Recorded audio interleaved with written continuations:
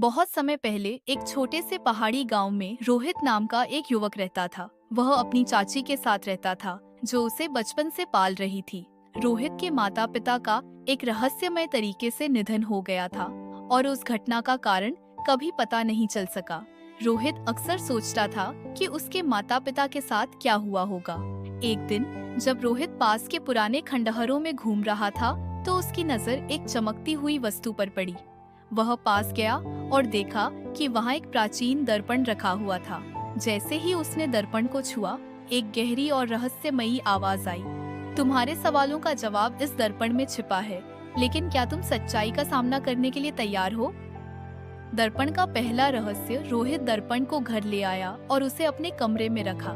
जब उसने पहली बार उसमें देखा, तो उसे अपने माता पिता का चेहरा दिखाई दिया। वे किसी अंधेरे जंगल में भागते हुए दिख रहे थे। अचानक एक काला धुआं उन्हें घेर लेता है और वे गायब हो जाते हैं। दर्पण ने फिर से कहा, अगर तुम सच्चाई जानना चाहते हो तो इस जंगल में जाओ, लेकिन याद रखना, हर सच की एक कीमत होती है। रहस्यमयी जंगल। अगले दिन रोहित जंगल की ओर निकल पड़ा। रास्ता घना और डरावना था। उसे अजीब अजीब आवाजें सुनाई दे रही थी, जैसे कोई उसका पीछा कर रहा हो। अचानक उसे एक बूढ़ा साधु मिला। साधु ने कहा, इस जंगल में कई रहस्य छिपे हैं। यह दर्पण तुम्हें गुमराह भी कर सकता है और सही रास्ता भी दिखा सकता है। अगर सच्चाई चाहिए तो अपने दिल और दिमाग दोनों का इस्तेमाल करो। साधु ने रोहित को 3 संकेत दिए। 1. पहला संकेत, सुनाई देने वाली हर आवाज सच नहीं होती। 2. दूसरा संकेत, जो चमकता है वह जरूरी नहीं कि सही हो। 3. तीसरा संकेत, अपने डर का सामना करो, तभी रास्ता खुलेगा।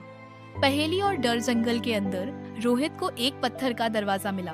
उस पर एक पहेली लिखी थी, तुम्हारे सामने 3 रास्ते हैं, एक सत्य का, दूसरा मृत्यु का और तीसरा भ्रम का। सही रास्ता खोजो। रोहित ने दर्पण में देखा तो उसे 3 दरवाजे दिखाई दिए।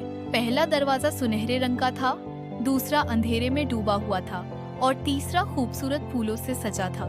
साधु के संकेत याद करके उसने अंधेरे वाले दरवाजे को चुना।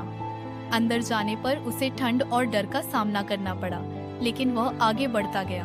अंत में रोहित एक बड़े कमरे में पहुंचा। वहां उसने देखा कि दुष्ट तांत्रिक, जो उसके माता पिता की मौत का कारण था, दर्पण के पीछे छिपा हुआ था। वह तांत्रिक अमृता की खोज में था और उसने रोहित के माता पिता की बलि दी थी। तांत्रिक ने कहा, तुम भी उनकी तरह खत्म हो जाओगे, यह दर्पण मेरी ताकत है।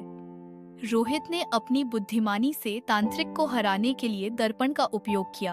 उसने दर्पण को तांत्रिक की ओर घुमा दिया, जिससे उसकी सारी शक्ति वापस उसी पर पलट गई और वह समाप्त हो गया। दर्पण की शक्ति खत्म हो गई, लेकिन रोहित को सच्चाई का पता चल गया। उसने अपने माता पिता का बदला लिया और अब वह अपने गांव में शांति से रहने लगा। हालांकि जंगल की यात्रा ने उसे सिखा दिया कि हर सच का सामना साहस और समझदारी से करना चाहिए।